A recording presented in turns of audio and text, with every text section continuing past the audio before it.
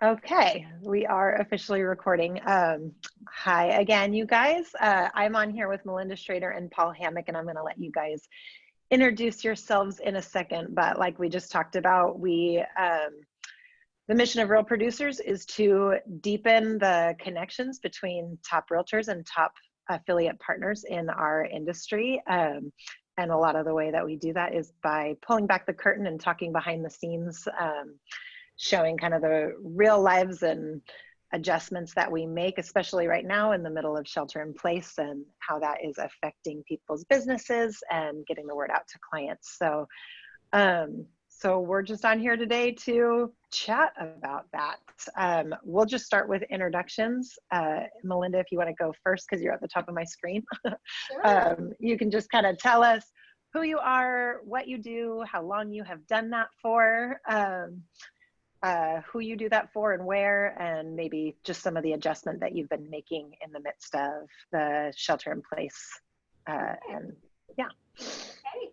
I'm Melinda Shrader, and I work with Coldwell Banker Realty. I'm in the Roseville Granite Bay office, and I hold my real estate license for 33 years. And I've maintainedly, in this area is where I've done my business. Awesome. Go ahead, Paul. Oh, you want me to go now? What? Yeah. All That's right. you. You're up. The cue. No, I'm Paul Hammack. I'm with Professional Insurance Associates, and I'm what a lot of people in our business might call an insurance brat. Family business since 1960. I've literally worked in the agency since I was 12 years old, licensed since I was 18, so I've had my insurance license for almost 33 years now. Moved up to Granite Bay 7 years ago. We have our main office in San Carlos in the Bay Area. Opened a Roseville office about 5 years ago. And we have a mix of business. We have about a little over 50% of our business that we sell to small business owners, business insurance. And then the rest would be to individuals for auto, home, umbrella, boat, toys, RVs, and whole 9 yards. So we've got 2 offices to help support our clients. And we've been pretty fortunate that we are deemed an essential business. So we've been able to stay open the entire time. That's been a real godsend for us and our employees who've been able to maintain a paycheck. So we're just thankful for that. Yeah, well, that actually leads into kind of my next question. I just like to start off, there's so much that can be kind of stressful about this time. So I like to start off with a note of gratitude and positivity, and just focusing on some of the things that we can find to be just still grateful for in this time. And then also asking you guys a little bit about like what has been one of the most challenging shifts maybe that you have seen in your industry, either for you personally, just working in this, or for your clients and maintaining business. So something that you're grateful for and managing to stay positive about during this time, personally or professionally, and then something that's been challenging personally or professionally. So Katie, I would have to say one of the things that I think is a very positive effect of COVID, if you will, is the fact that we see a lot of families really pulling together, and those families that have been super busy working, maintaining, after school functions for their kids, trying to fit it all in. They've had a little more time to actually be a family. And I think in times like this, you've got to appreciate and take advantage of the time you have, because it goes away pretty quick. We're all busy people, and it's nice to just slow down and kind of enjoy the time that we have. As far as challenging, real estate is deemed essential as well. We've had some challenges from being able to get into some occupied properties. Those have lifted now. So really in the counties that we are working in this area, they are open. We do a lot of things virtually. So we really learned how to do some video and a little bit more media, getting it out to the clientele so that they can view the homes before they get in.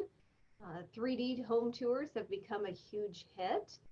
So we really adapted. One of the things that the clients have learned is we are wearing masks. We're wearing gloves when we enter properties. There's really no exception to that on my end. I just feel that keeping everybody safe is the more secure way to go. And that's required in our industry now. So we just make it a part of the business, and people understand there's forms they have to sign up front before entering a property as well.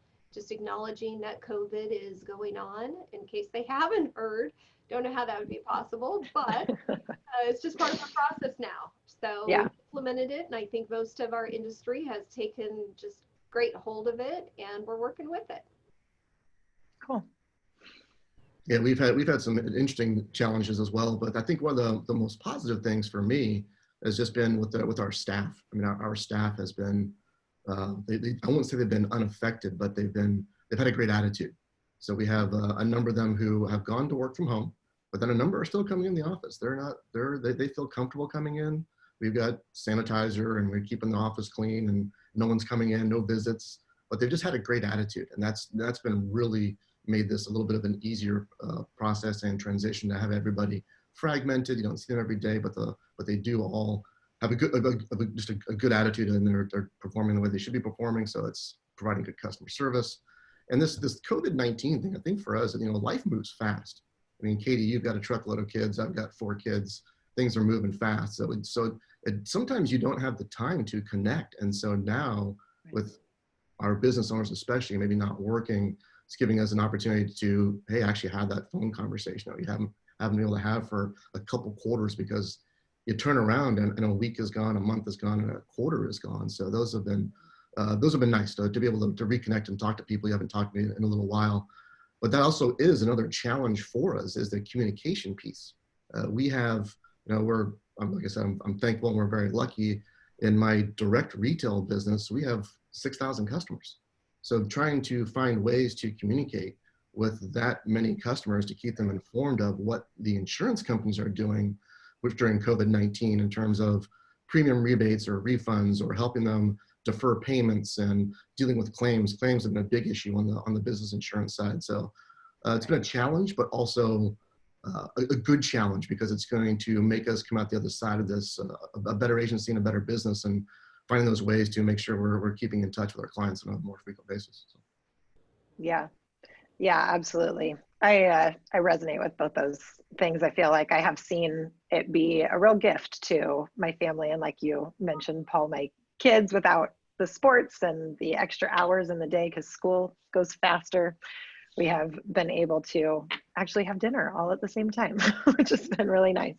But it is a challenge to get that communication. I think we're getting efficient with the use of Zoom and things like that, but it has taken a pivot and a shift in that way. So I agree. Well, I'm gonna turn it over to Melinda and let you ask some questions that you think might be relevant to your clients or other realtors right now, as far as, you guys both as the experts in your industries. I always say I'm the connector. I like to tell stories, but you guys are the professionals. So I'm going to turn it over to you for a little bit, and then I'll take back the reins in a little bit.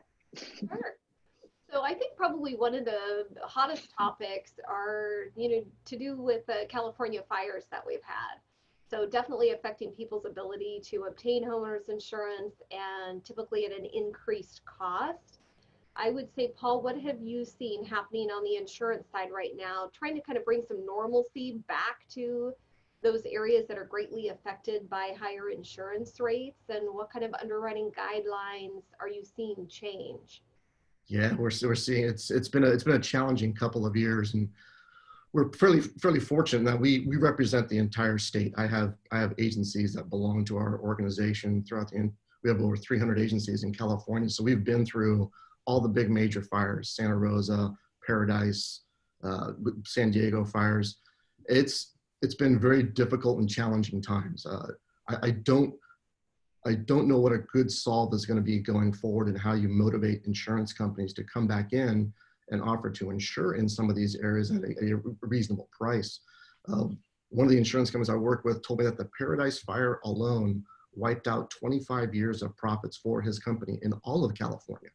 So when you see those types of numbers, it's how do you find a way to bring in competition, to bring into lower prices? Those people, especially in the areas between where we are in Roseville, Granite Bay, and Tahoe, We have retirees living there on fixed incomes, and all of a sudden their insurance prices are going up 3 and 4 times. It's been really difficult. Fair Plans made some changes. They've made some adjustments to some of their payment options, but their pricing has gone up. So it might be lower in other parts of the state, but up here it's gone up significantly. It's a matter also for the business, for the people who own those homes. Really, you just got to shop. You really need to work with an independent agent, check with some captive agents. I know that State Farm is writing some homes in some areas that have been more of a challenge. But we're seeing things now where the amount of clearing that they want you to do around, the insurance companies want you to do around your home is getting a little bit ridiculous. I just insured a home that has this beautiful heritage oak tree that sits 5 feet from their house, and they want that removed. And that's just not, it's just something that you can't expect a homeowner to do that. Sure, keep the leaves off the roof, make sure that you don't have a wood shake roof, you don't have open eaves so flames can get up into the attic area, but it's a very difficult situation. Even recently, just 2 weeks ago, we had an escrow close for a gentleman who lived in Granite Bay and moved to Loomis. And the insurance company insuring his house in Granite Bay would not insure his home in Loomis.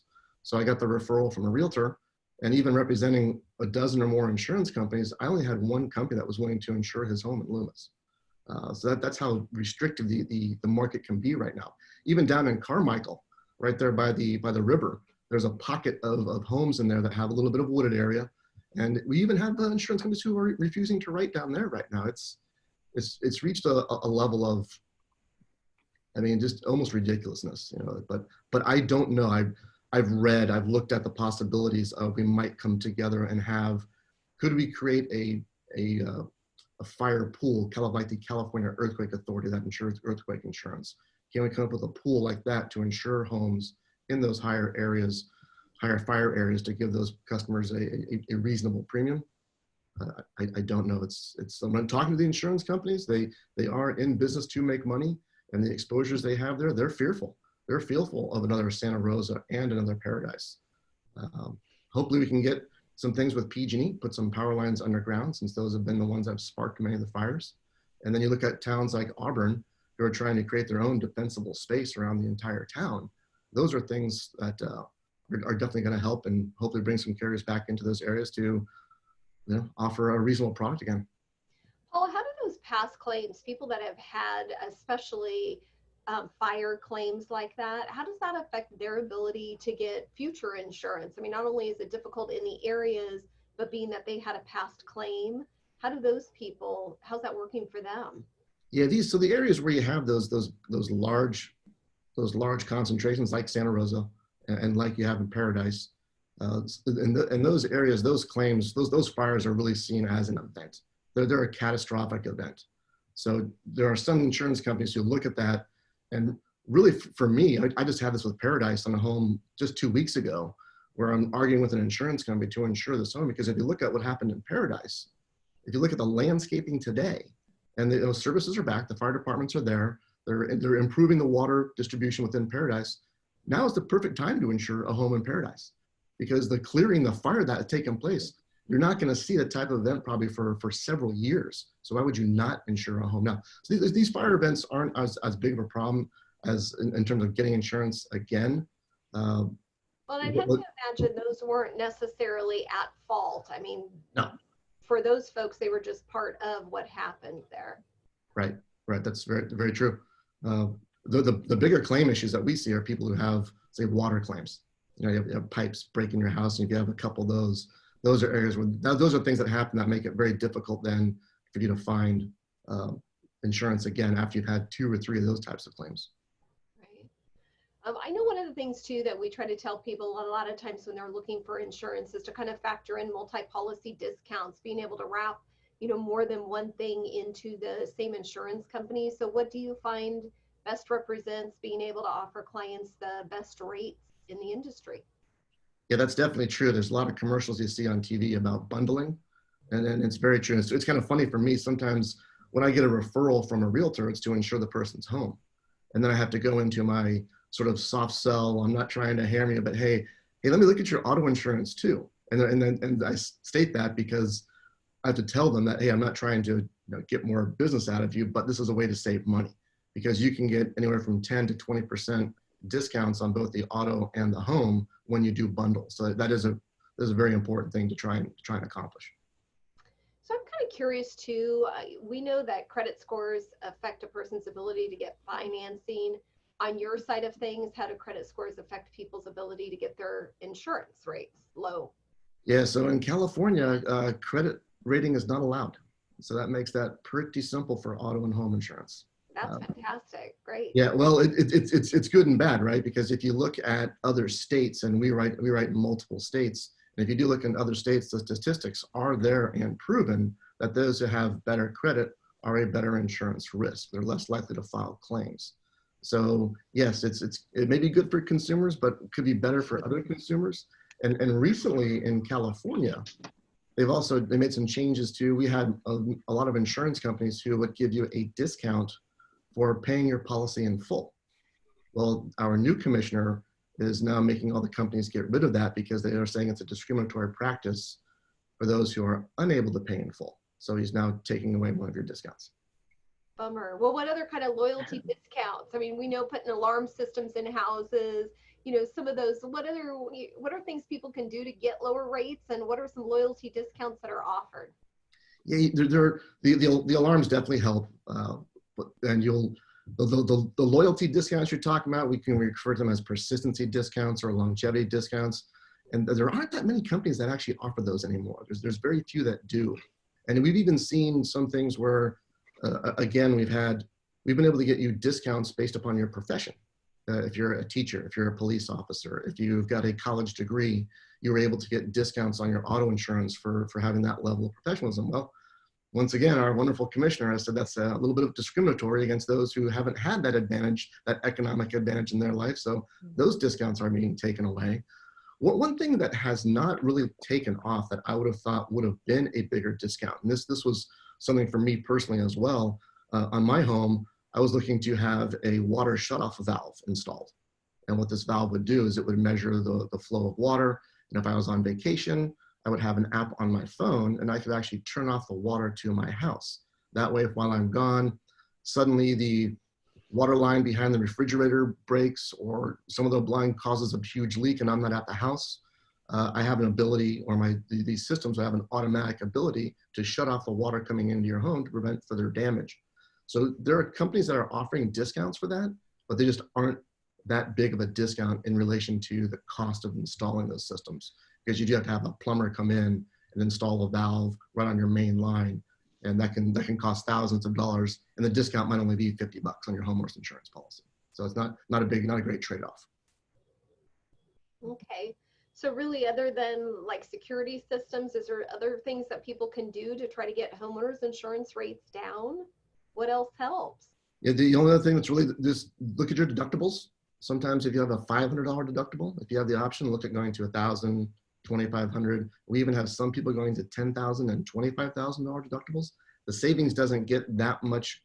It's not true economy of scale when you get to a $10,000 or $25,000 deductible.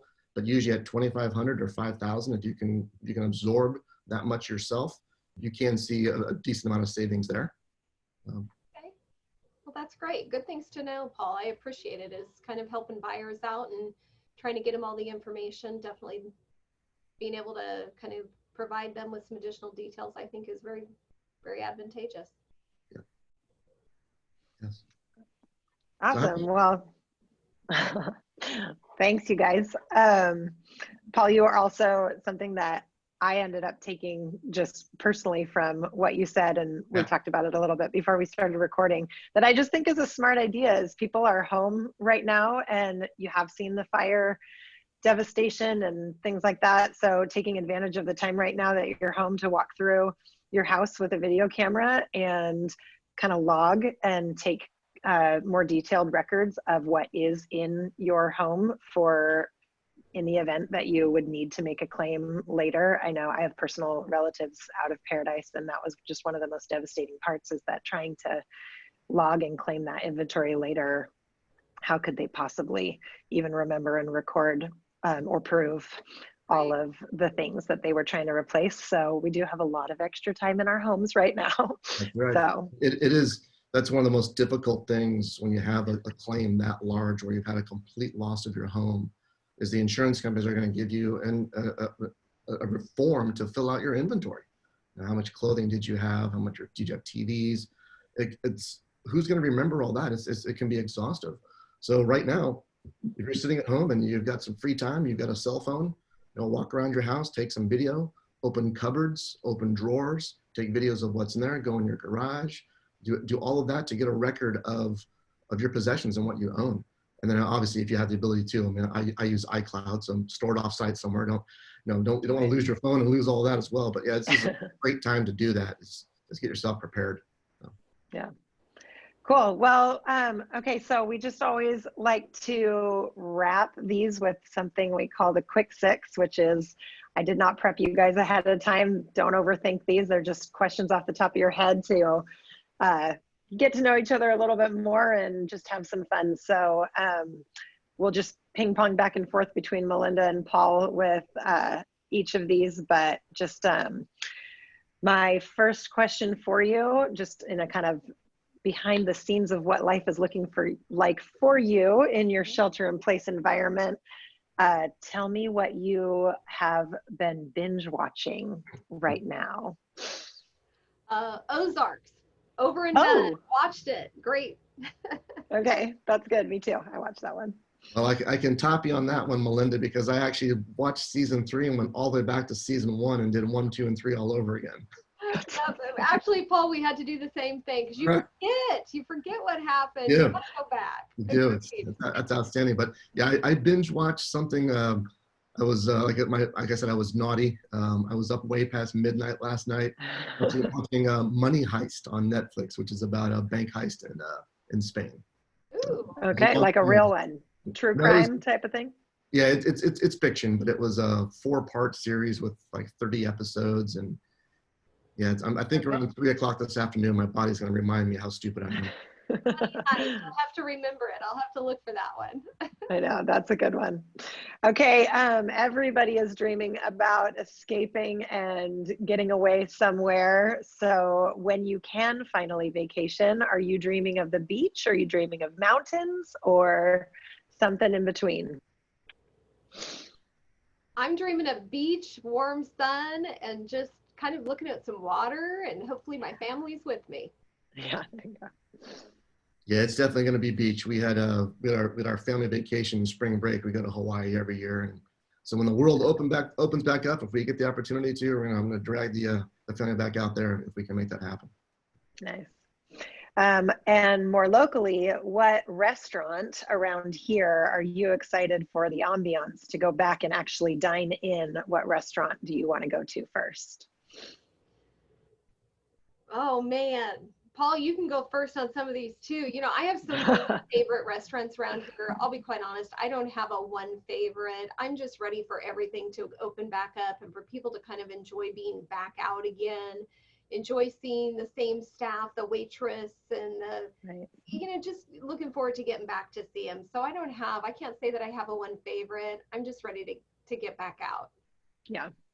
Yeah, I would agree with that. Like I said, Katie, my wife and I are like probably you and your husband. We don't actually get out to dinner all that often with the kids, so we don't really have a go-to restaurant up here. But for me, probably the one that I'll probably end up going to first when the world reopens is probably going to be Paul Martin's. That's a good spot I'd like to go to. So. And it's in the name too, like Paul. So yeah.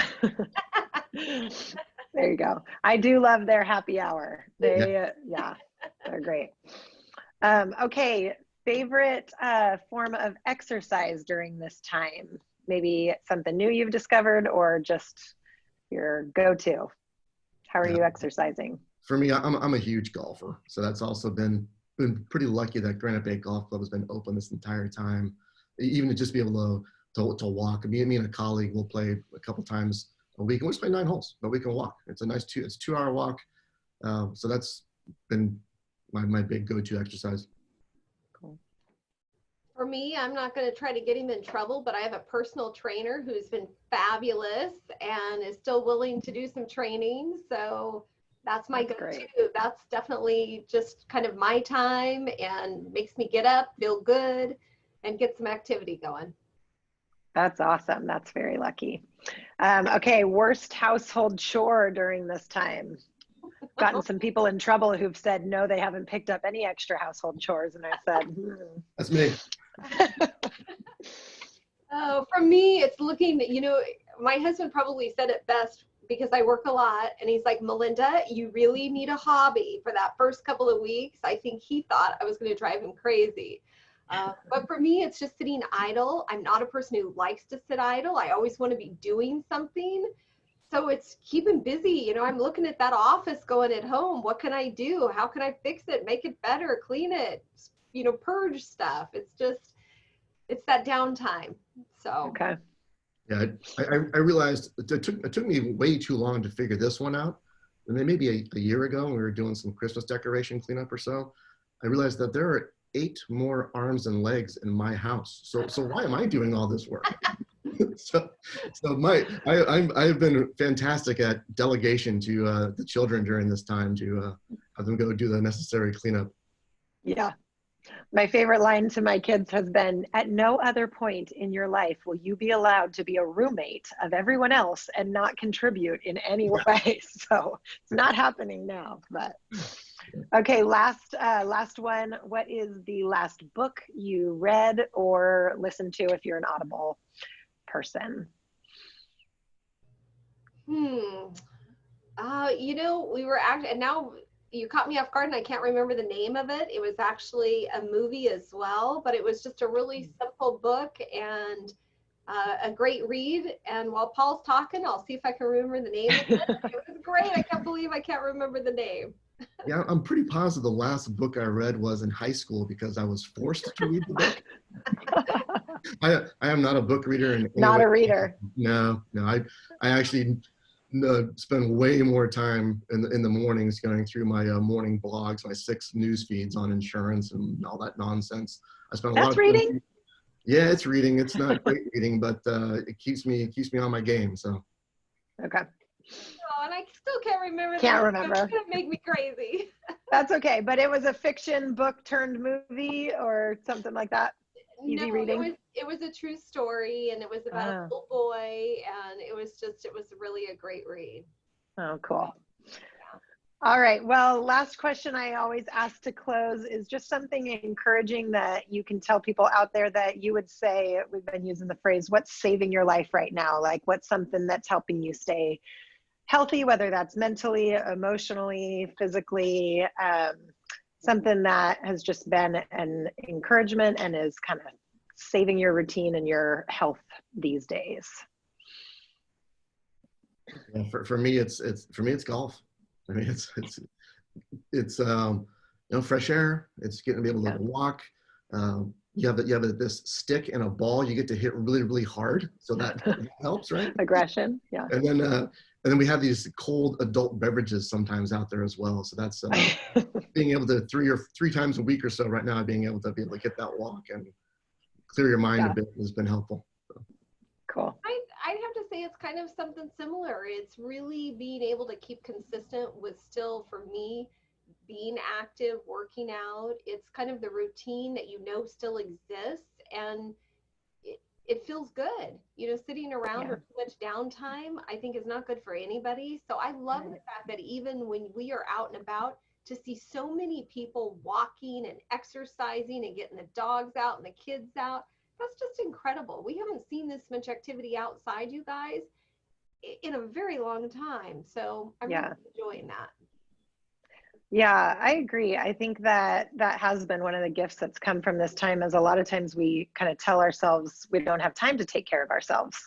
And this has created an opportunity for us to really see that it is important to be proactive with some of the self-care ways of fresh air and walking and things like that to stay healthy and stay in routine. So yeah. All right. Well, thank you guys so much for taking the time.